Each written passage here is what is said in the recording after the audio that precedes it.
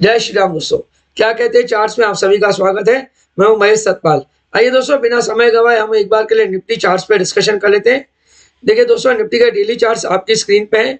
दोस्तों, अगर आपको याद होगा तो हमने कल क्लियरली कहा था, अगर आपकी शॉर्ट पोजीशन है, रिपीट कर रहा हूं, अगर आपकी शॉर्ट पोजीशन है तो आप अपना प्रॉफिट बुक कर लीजिए इमीडिएटली। अगर आपको 150 से 200 या 250 पॉइंट अगर नीचे मिलती है तो। और आज निफ्टी ओपन हुआ लगभग 180 पॉइंट नीचे ओपन हुआ। उसके बाद फिर एक रिकवरी आई, 20-25 मिनट तक चली वो रिकवरी। 23,565 का हाई उसी समय के आसपास मारा है। 9:45 के आसपास जो निफ्टी का हाई था, उसके बाद फिर और वो हाई नहीं आया। तो उसके बाद कंटिन्यूस करेक्शन रही है और जो निफ्टी बंद हुआ है वो डे लो पे क्लोज हुआ है। हमने दोस्तों ये भी कहा था कि अगर जो बहुत वेरी हाई रिस्क ट्रेडर्स हैं, हमने उनके लिए ये बात भी कही थी, जो वेरी हाई रिस्क ट्रेडर्स हैं, अगर उनको चांस मिलता है एंटर करने का, 23,250 से लेके 23,300 के बीच में अगर चांस मिलता है, अगर वो रिस्क लेना चाहते हैं तो एक बार के लिए एंट्री कर सकते हैं। पर देन उनके लिए स्ट्रिक्ट स्टॉप लॉस होगा, वो होगा 23,150 इंट्राडे एंड क्लोजिंग बेसिस। आप नोट कर लीजिए दोस्तों, आज का जो लो है 23,136, क्लोजिंग है 23,165, यानी इंट्राडे और क्लोजिंग बेसिस लगभग हमारे स्टॉप लॉस के बहुत ज्यादा करीब है। तो अगर आपने हमारा स्ट्रेटेजी यूज किया या अगर आपने 23,250 और 23,300 के आसपास ट्रेड लिया है, तो यही सजेशन था, यही सुझाव था कि 23,150 के आसपास आप अपनी पोजीशन काट लीजिए। पर अगर किसी की अभी भी लॉन्ग पोजीशन है तो एक बार के लिए मैं जो आपको स्टॉप लॉस दे रहा हूँ, ये बहुत स्ट्रिक्ट स्टॉप लॉस है। एंड देन दिस इज 23,950, क्योंकि 22,973 का लो मारा है। यह 20 मार्च का जो लो है 22,973 है। मैं जैसे आपको हमेशा कहता हूँ 25-50 पॉइंट आप अपना दिमाग लगाइए, उसी प्रकार 25 पॉइंट मैंने और ज्यादा इसी में माइनस कर दिए। 23,950 का मेरी समझ कहती है स्टॉप लॉस होना चाहिए। इंट्राडे एंड क्लोजिंग बेसिस दोनों ही लेवल के लिए मैं आपको एक ही स्टॉप लॉस दे रहा हूँ। अगर आपकी लॉन्ग पोजीशन है तो 22,950, गलती से 23 निकल गया, 22,950 आपका स्टॉप लॉस होना चाहिए अगर आपकी लॉन्ग पोजीशन दो, जो कि यहाँ से लगभग 215 पॉइंट बैठता है। 215 point I believe is good enough. अब अगर आपकी शॉर्ट पोजीशन है तो आप क्या करें? आइडियली तो ऐसा ही है, रूल यही कहता है कि जो उस दिन का हाई होता है वही आपका स्टॉप लॉस होगा, यानी 23,565 का आपका स्टॉप लॉस होना चाहिए।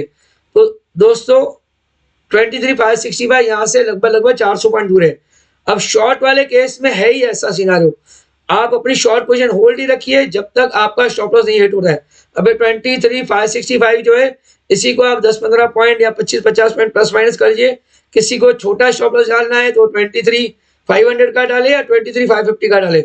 मेरी समझ ये कहती है कि आप एक ही स्टॉप लॉस रखिए 23,550 का, इंट्राडे लेवल्स पे भी और क्लोजिंग बेसिस पे भी। कोई भी कहीं में भी कोई भी लेवल्स आवे, आप एक ही स्टॉप लॉस रखिए, वो होगा 23,550। दोस्तों हमने दोनों लेवल्स डिस्कस कर लिए, इंट्राडे लेवल्स और क्लोजिंग बेसिस। अगर आपकी शॉर्ट पोजीशन है तो एक ही स्टॉप लॉस होगा, दैट वुड बी 23,550, जो कि आज का हाई है। सिमिलरली अगर आपकी लॉन्ग पोजीशन है तो 23 दिमाग में चला, क्योंकि काफी दिनों से 23,000 के ऊपर मार्केट चली, इसीलिए 22,950 आपका स्टॉप लॉस होगा, एक ही स्टॉप लॉस होगा इंट्राडे एंड क्लोजिंग लेवल। एक बार के लिए दोस्तों डेटा पे भी डिस्कशन कर लेते हैं।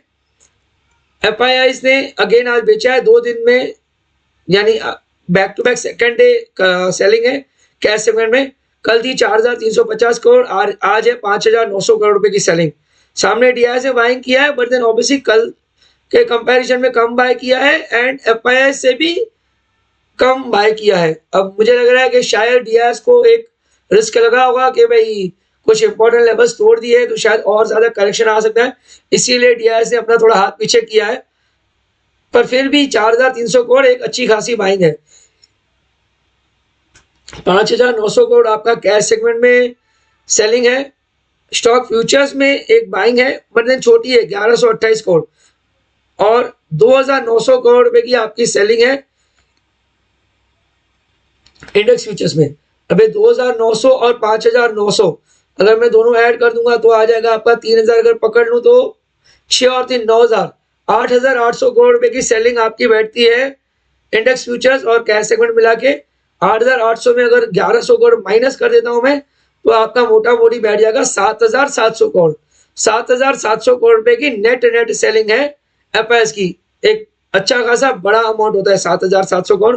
अगर इन टोटलिटी देखा जाए, जैसे कि मैं हमेशा ही कहता हूँ, 7,700 करोड़ रुपए में अगर आप ये 4,300 करोड़ रुपए माइनस कर दें, तो भी 3,400 करोड़ नेट आउटफ्लो ही है। सिर्फ एफआई और डीआई का फिगर ही अगर मैं एडजस्ट कर लूँ आपस में, तो 3,400 करोड़ रुपए का नेट आउटफ्लो है, जो कि अच्छी बात नहीं। ये बात मैं आपको हमेशा ही कहता हूँ कि अगर जब भी नेट टोटलिटी में पैसा आउटफ्लो हो, अच्छी बात नहीं है। वीकनेस मतलब और ज्यादा कंटिन्यू रह सकती है। एक बार के लिए इंडेक्स लॉन्ग पोजीशन देख लेते हैं। देखिए एफआईएस ने लॉन्ग कॉन्ट्रैक्ट्स अपने काटे हैं, 4,650 कॉन्ट्रैक्ट काटे। कॉन्ट्रैक्ट देखा जाए तो बहुत ज्यादा बचे भी नहीं है इनके। आप देखिए सिर्फ 52,000 कॉन्ट्रैक्ट ही सिर्फ बचे हैं इंडेक्स लॉन्ग फ्यूचर्स में, इंडेक्स लॉन्ग में।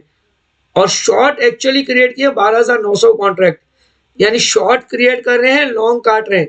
इस लेवल पे भी एफआईएस को अब एक बार के लिए वीकनेस लग रही है। जो 23,800 में जो खरीद रहे थे, अब उनको 23,200 में भी एक बार के लिए मंदी लग रही है। दोस्तों ये तो जो ट्रेडर्स है उनके तो मार्केट इसी प्रकार वॉलेटाइल रहेगा, और ऐसी वॉलेटिलिटी और भी बढ़ेगी, ऐसी बहुत ज्यादा संभावना है। क्योंकि आपको हर रोज एक नया स्टेटमेंट आता दिख रहा है यूएस से। डोनाल्ड ट्रंप कोई ना कोई नया स्टेटमेंट दे देता है। कभी कहता है कि हम टैरिफ्स लगाएंगे, रेसिप्रोकल टैरिफ लगाएंगे, और अब तो नाम भी दे दिया है कि भाई 2 अप्रैल वुड बी लिबरेशन डे। अब इसका कितना इम्पैक्ट आएगा ये हमको देखना बहुत ज्यादा जरूरी है। तो दोस्तों यहीं पे हम अपना शो आज वाइंड अप करते हैं, और ज्यादा डिस्कस करने के लिए है ही नहीं।